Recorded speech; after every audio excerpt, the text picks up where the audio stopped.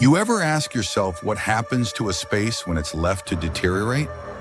Not necessarily old homes or vacant lots, but spaces that are imbued with pain, fear, and secrets so heavy they adhere to the walls like mildew. I'm Jake, and I'm going to share with you a story that'll have the blood in your veins chilled about a ghost town, abandoned asylum, and haunted church nowhere, West Virginia. This isn't some children's ghost story used to scare kids. It occurred to my friends and me 2 summers back, and I still wake up on some nights with my heart racing, wondering something's watching me from the dark. Stay with me, for what we found in those creepy buildings will stay with you as well. It was July 2023, and I, my girlfriend Sarah, and our friends Mike and Tara were seeking something to do. We were all in our early 20s, fresh out of college, and crammed in our small town of Beckley, West Virginia. You know the vibe: coal mines, winding roads, and not much else but dollar stores and dive bars. Mike was the one who suggested it. He'd been browsing on some sketchy urban exploration forum and discovered a post about Ravenwood Asylum, a closed-down mental hospital about an hour's drive outside McDowell County. The asylum had closed in the 80s amid rumors of patient mistreatment and strange experiments growing too loud to be ignored. Adjacent to it, the post said, stood an old church, St. Mary's, whom locals swore was trouble. They claimed to have heard voices at night from inside, even though the building had been shut up for years. "Dude, we need to check this out," Mike said, his eyes nearly glowing. Mike's the kind of guy who'd scale a radio tower just to be able to say about it, always looking for the next buzz. Sarah wasn't buying it. She's a quiet one, contemplative, with dark hair and these huge brown eyes that always manage to spot things the rest of us miss.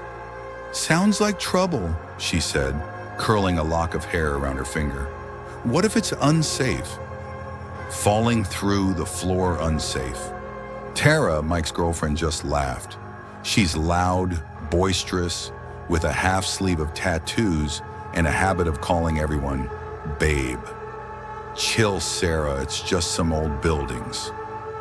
We'll snap some pictures, perhaps capture a ghost on video, and get out of there.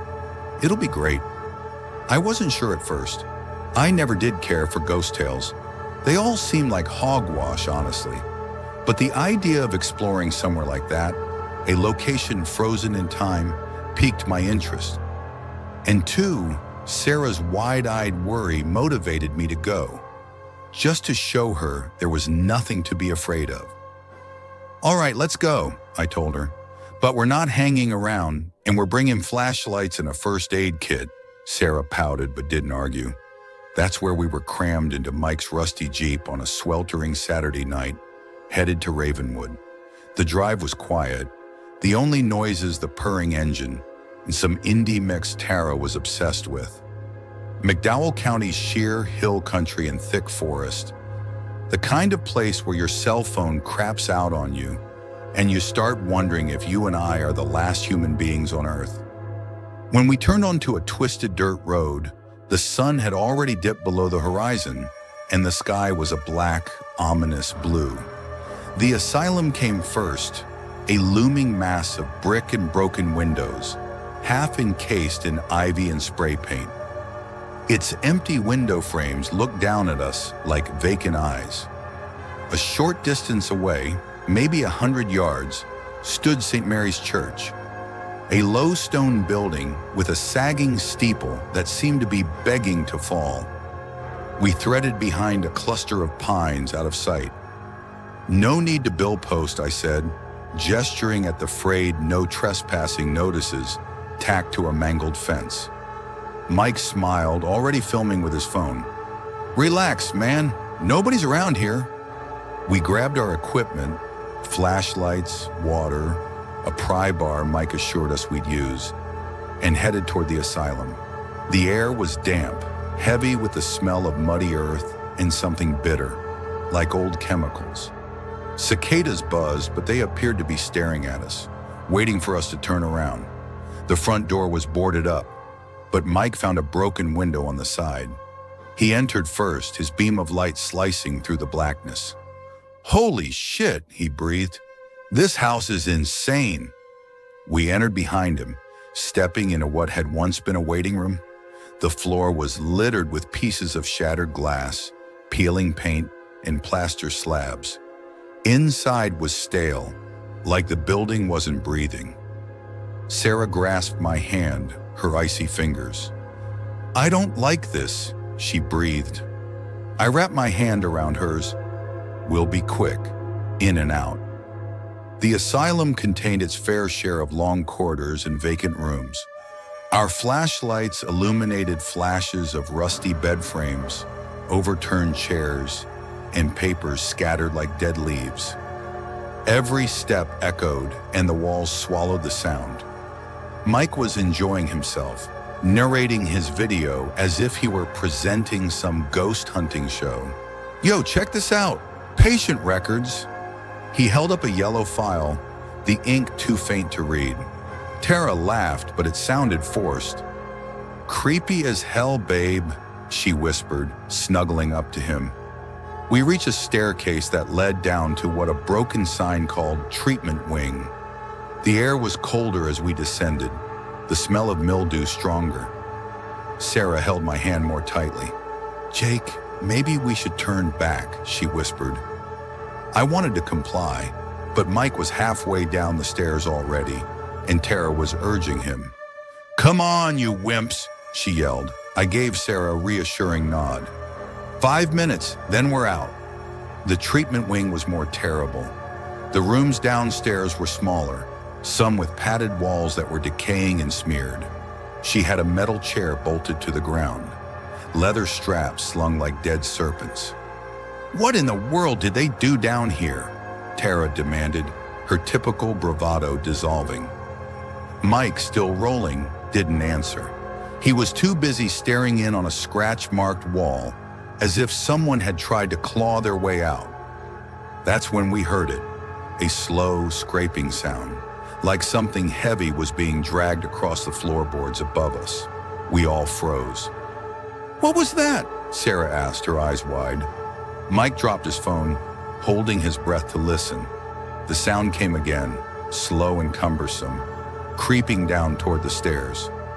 "Oh, maybe the wind," I said, but my own voice was weak, unconvincing.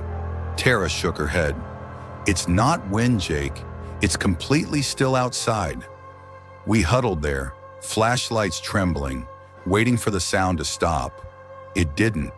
It grew louder, closer and closer, until it was over the stairwell. Then nothing. My heart pounded so hard I could taste it in the back of my throat. "We have to leave." Sarah pulled on my arm. For once, Mike did not complain. We started again up the stairs, trying not to make a sound. The air was heavier now, like it was weighing down on us. As we reached the main floor, all was awry. The shadows were darker, more angular, like they had been waiting for us. Our flashlights were flashing, though I'd checked the batteries before. "Something is not right here," Tara muttered, her voice shaking. We were almost at the window we'd entered through when Sarah just froze. "Do you hear that?" she said. I did my best to listen. At first, nothing. Then faint but clear, a whisper. Not words exactly, but a gentle hissing sound, like a voice trying to take shape but failing. It was in the direction of the church. "Dude, that's Saint Mary's," Mike exclaimed, his excitement renewed. "We gotta go check it out." Sarah shook her head. "No way, we're going." But Mike was already heading towards the exit, Tara following behind him. I looked at Sarah, her face ashen in the light of the flashlight. "We can't let them go alone," I said. She nodded, but her eyes were full of fear. We crossed the empty field between the church and the asylum, the whispers growing louder with every step. They weren't sounds now. They were living things curling around us like mist. The church was smaller than it appeared from afar, its stone walls cracked and green with moss. The windows were boarded over, but the front door was open, just a crack, as if it was inviting us in. Mike pushed it wider open, the hinges groaning. Inside, the air was chilly, and the smell struck us heavily, something foul and sweet, like fruit past its prime. The church was one big room, and rows of splintered pews led to a chipped altar. A half-erased stained glass window above it showed a saint with half of her face erased. Our flashlights lit up the room, making dust motes dance like tiny ghosts. The whispers surrounded us now, overlapping, urgent, but still not clear enough to discern. Sarah was clinging to my arm. "Jake, this isn't right. We need to get out of here." Before I could answer, Tara gasped. "Look!" She held the beam of her flashlight on the altar. There, carved into the wood, were names, dozens of them, deeply gouged, some smudged with what seemed to be dried blood. Mike edged closer, taking pictures.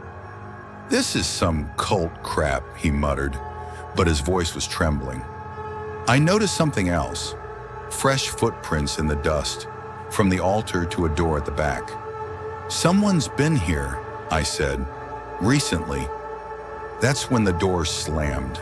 Not the front door, the back door, behind the altar. It was a sound like a gunshot, and the whispers stopped. Dead silence. Tara screamed and Mike spun around, his flashlight shaking. "What the fuck was that?" he shouted. Sarah shook, her nails digging into my arm. "We're not alone," she whispered. I have no idea why we didn't escape at that point. Maybe it was shock, or maybe something in that setting was holding us there. Mike naturally started heading towards the back door. "I'm going to look," he said to us. Tara grabbed hold of his arm. "Are you out of your mind? Let's go!" But he shooed her away, and before I could intervene, he was prying the door open with the crowbar. The murmurs began again, louder, more furious, like a hive of bees in the walls. The door opened onto a narrow stairway descending. Mike's flashlight shone on cobwebs and damp stone. "This must be the basement," he said, already beginning to descend. I looked at Sarah, her face set in terror. "You wait here," I told her. "I'll bring him back." She shook her head. "I'm not staying by myself." Tara nodded, her bravado gone. "We're together." The basement was worse than the asylum. The air reeked with the smell of breathing soup and the stench. Good God, death itself. Whispers were deafening now, a cacophony of sounds that appeared to be all around and everywhere. Flashlights hardly cut through the shadows, as if darkness swallowed light. The basement was a single room, shelf wall to shelf wall of moldy books in jars filled with something. I didn't venture too near. At the other end was a table, covered with a filthy cloth. On it were candles, still burning, their flames dancing as if living. "Who's down here?" Mike screamed, his voice cracking. No answer, just the whispers, now becoming words we could hardly hear. Names, cries, oaths. Sarah was crying softly, her fingers clenched over mine so tightly they hurt. Tara's beam caught the table, and she shrieked again.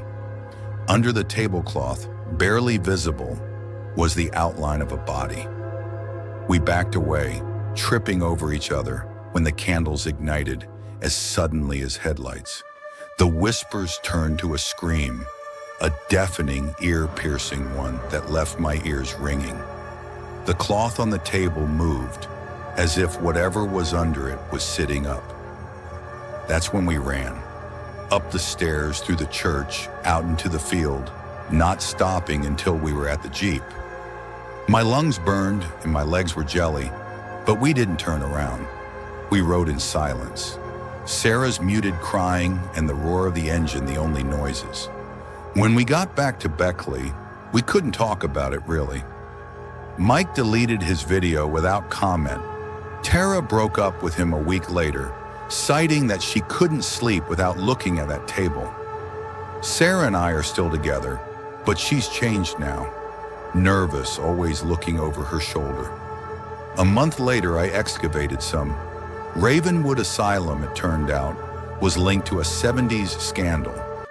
Doctors were performing experiments, lobotomies, electroshock, even weirder things on unwilling patients. St. Mary's was included as well. The church wasn't a church. It was where they held special sessions on the most extreme patients. Undefined neighbors said you could hear screams coming from that basement a mile away. When the asylum closed, the church did too, but people still reported seeing lights in the windows, hearing voices. Some said the patients never really left. This is what keeps me up at night.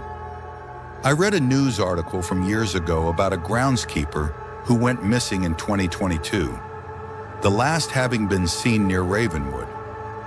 His truck was left in the same spot where we left the Jeep, and those footprints in the church? New, but we never saw anyone else. Whatever was in that basement, it wasn't something remembered. It was still there, waiting. If you ever happen to be in McDowell County, don't drive around St. Mary's and Ravenwood. Some places are not abandoned by choice. They are alive and they are hungry. If you like this, click that like button, subscribe for more, and comment below with the creepiest place you've ever visited. I may just brave the woods or not.